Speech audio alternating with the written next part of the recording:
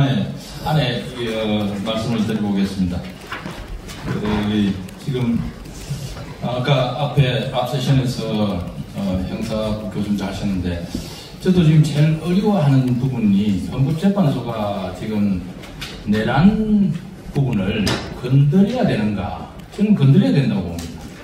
그러니까 지금 크게는 단핵 심판, 단핵 소추 사유가 4가지라고 저는 이해하는데요. 첫째는 대통령이 내란죄를 저질렀는가 하는 것이고요. 두 번째는 지금 말씀하신 대로 내란 계엄 선포를 하면서 계엄 발동 요건을 충족했는가, 그게 국가 비상 사태였는가 하는 것이고요. 세 번째가 계엄 시행 과정에서 계엄 권한, 헌법에 이제 계엄 권한이 쭉 좀 열거되어 있습니다. 그 계엄 권한의 범위를 넘어섰는가? 그게 이제 뭐 국회에 군을 투입했다거나 선관위에 투입했다거나 또는 계엄령 지금 보고령이 국회 정치활동 금지 뭐 이런 것들로 인해서 계엄 권한의 범위를 넘어섰는가?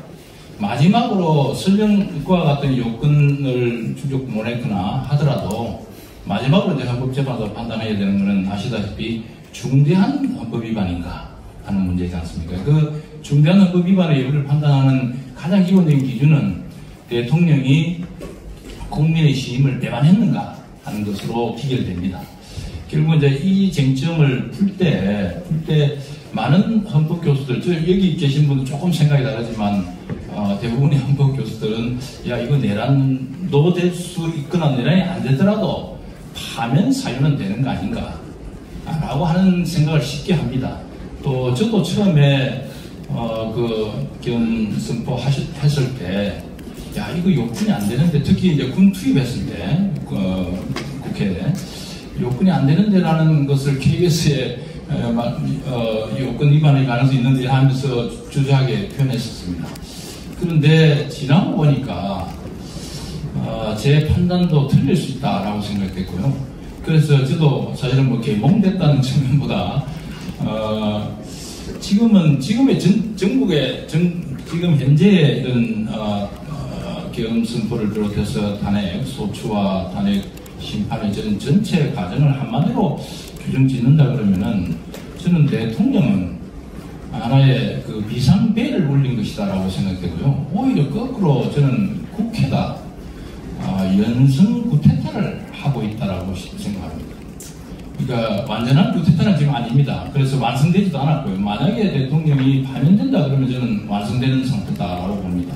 그래서 우리가 법률 국회 입법권을 가지고 헌법 체제를 무너뜨린 사례가 나치 체제입니다. 나치 바이마르 공화국 때 1919년에 들어선 바이마르 공화국이 무너지게 된 것은 무리게 이야기 아닙니다. 국회의 법률로서 무너진 겁니다. 그러니까 얼마든지 무너질 수 있는 겁니다. 그러니까 의회 권력으로 대한민국 헌법 체제를 무너뜨릴 수 있다라고 봅니다. 지금 그 시도를 하는 거 아닌가? 그건 제 판단입니다만은, 물론 우리 이야기는 각자의 이제 관점에 따라 다르게 했습니다만은, 그래서 그와 같은 기본 관점에서 제가 이제 지난 3월 6일 날 여기 이제 쓴 글은 결국은 헌법재판소에 이 심판이 단핵 심판이 왜 기각되어야 하는가, 저는 각하를 주장하지 않았습니다. 기각되어야 하는가를 나름대로 좀 논쟁을 해보고자 했고요. 헌법적인 이유를 좀 제시하고자 했던 겁니다. 그래서 이 4가지 쟁점과 관련해서 저는 이제 간단히 말씀드리고 싶어서 그러는데, 일단 대통령을 파면하는 이 정치적 결정, 결국은 국회가 있고 대통령이 있고 그다음에 이제 헌법재판소가 있는데, 이 헌법재판소가 두 정치 세력 간의 어떤 권한 다툼 또는 정치적 대tum에 대해서 어느 한쪽 편에 서서 정치적 형성을 하는 것이 과연 허용되어야 하는가 하는 겁니다. 저는 원칙적으로는 안 돼야 된다고 봅니다. 특히 헌법재판소는 두 정치기관의 정치적 형성을 임의로 판단할 수 없다고 봅니다. 그 이유 중에 하나는 여러 가지, 그래서 제가 7가지를 쭉 설명을 했는데, 간단하게 말씀드리면은, 첫 번째, 거꾸로 제가 돌아서서, 헌법재판소가 가지고 있는 국민적 신임은 대통령보다 현저히 약합니다. 아시지 않습니까? 세 명 나눠먹게 해가지고 또 심지어 국회에서 선출되는 세 분은 각 정파가 그냥 임명하는 거거든요. 그러면 이분들은 어떻게 보면 각 정파의 재판관이지 국민의 재판관이라고 보기 어려운 측면이 있습니다.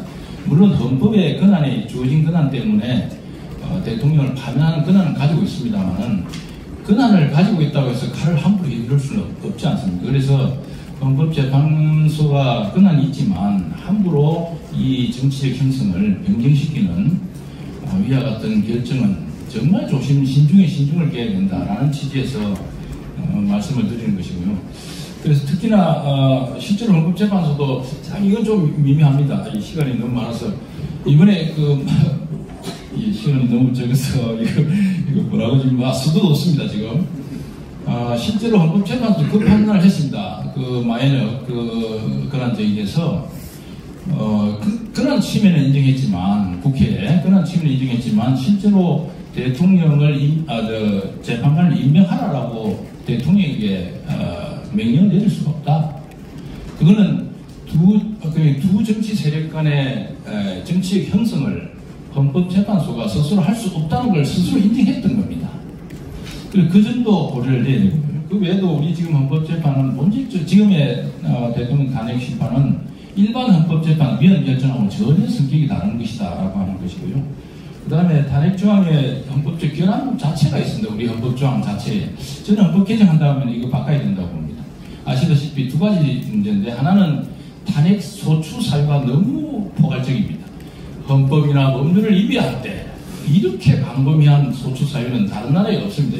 미국 예를 우리하고 이제 비슷하니까 좀 미국의 헌법의 탄핵 소추 사유는 반역 행위를 했거나 그러니까 범죄입니다. 중범죄 반역 행위를 했거나 그 다음에 뇌물을 먹었거나 그 다음에 하나가 그 다음 이제 뭐가 있냐면 high crimes and misdemeanor라고 되어 있습니다. 그게 무슨 말이냐면 중대한 범죄와 비행 이래 있습니다. 그러니까 중대한 어떤 범죄 행위, 구체적인 범죄 행위에 대해서 탄핵 소추를 조사를 해가지고 탄핵 소추를 하고 상원에서는 유죄 인정을 합니다.